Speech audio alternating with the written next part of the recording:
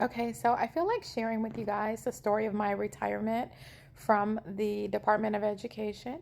So I'll share that with you this morning. Um, I was with the Department of Education for over 24 years. Um, and I retired in 2023. So at the end of 2023. And it wasn't really, well, it was voluntarily, but not, but I'll just tell you the story. So, I'm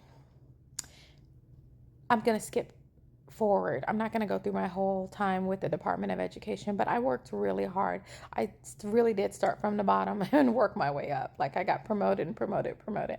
And for us black women, it's not easy to get promoted. You really have to work. And so I ended up being a manager, and I was really good at that job, and I worked that job for many years. But then I decided I wanted to do something different. I decided I wanted to actually be a principal. I worked, alongside of a lot of principals in my position managing. And so I did the research, and in order to be a principal, you have to teach for 3 years. So I was like, okay, well, let me figure out. So then I did the research, and I found out everything I needed to do to be a teacher.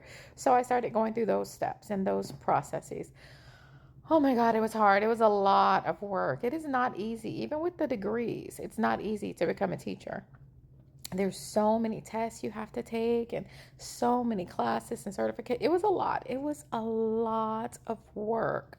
Um, but I was determined. I was like, nope, I'm going to be a teacher.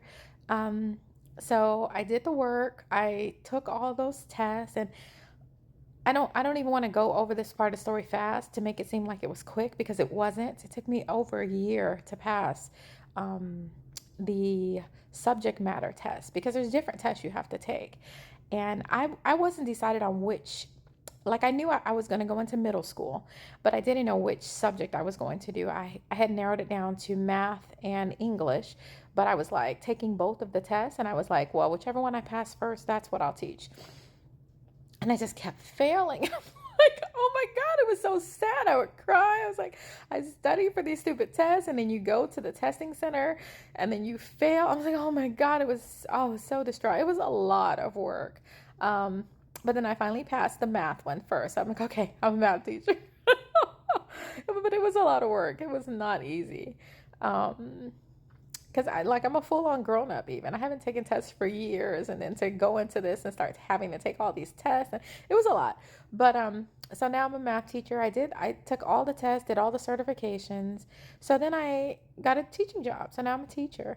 But even once you start the teaching job, you have to go through another program, a 3 year program, to become, like, it's so much you have to do.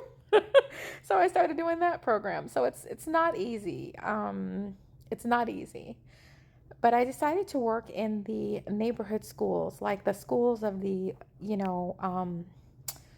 low income, the children that look like me. I wanted to be in those schools because that's where I grew up. I grew up very poor, and I wanted to work in the schools, in those schools, because I didn't have a lot of black teachers growing up. So, and that was my decision. So I did it. I worked there. I love my job. I love my job. Teaching was the best experience. Best experience. It really was. Um, it really was. I love the job. So lots of things happened, but I'm just gonna fast forward to when I retired. So at this point, I had moved to another school. So at this school, I love the kids. The kids are the best. Like, they really are. And just the ability to impact lives and really just touch these kids, it really is the best. That part is the best. Now the grown-up part of it, that's something different. That is really something different. um the grown-up part of being a teacher is like you're in high school still, and because it's very cliquish. Teachers are very cliquish. I mean, I guess they get in that school atmosphere and they forget they're grown-ups, and they act like they're really cliquish.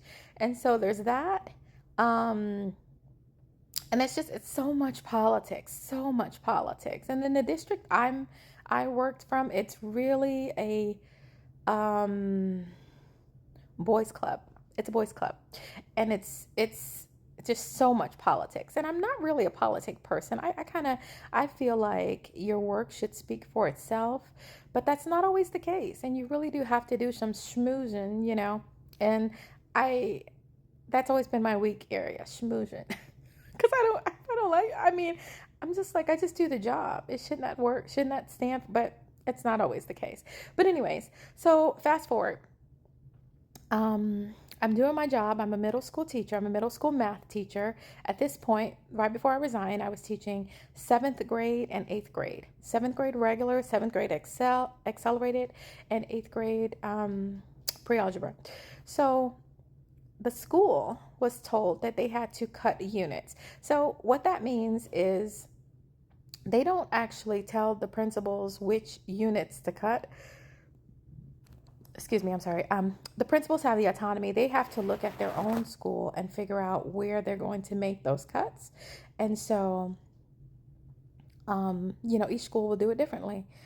My school decided that math would be the place. Okay, so I worked at a school that was elementary and middle, and the middle portion was not very large. So we really only had 2 math teachers for the entire middle school math department. Well, all of the departments really were two teachers strong. But we hadn't hired a second teacher.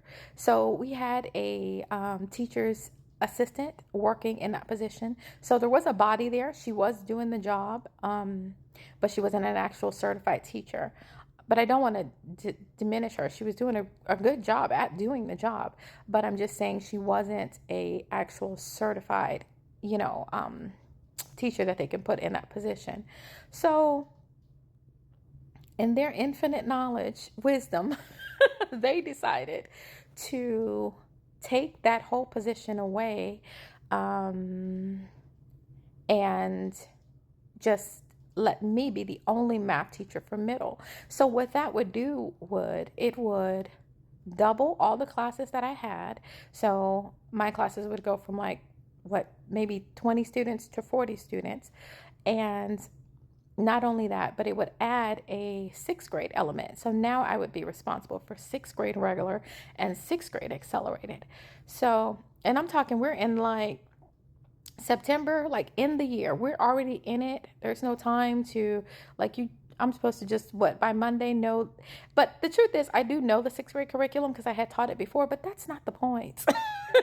That is really not the point. You can't say to someone, oh, by the way, Monday you're teaching a whole nother subject, we've added a whole nother grade, And let me just say, as a teacher, you are responsible for your students' test scores. So it's not like I can just be like, oh, well, if they fail, they fail. No, that's going to reflect highly on me.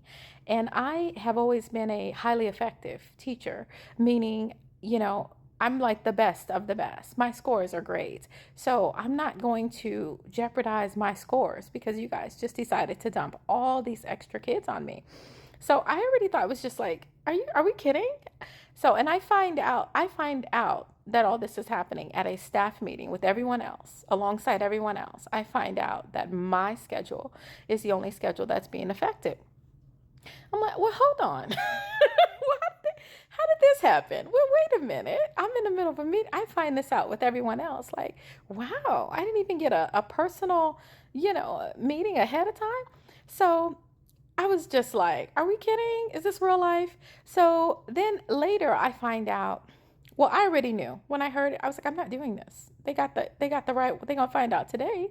I'm not doing this. So then I find out that this was the 4th, hold on, my time's going to end. So I'm going to have to start it again. I'll just stop here and start a new one. All right.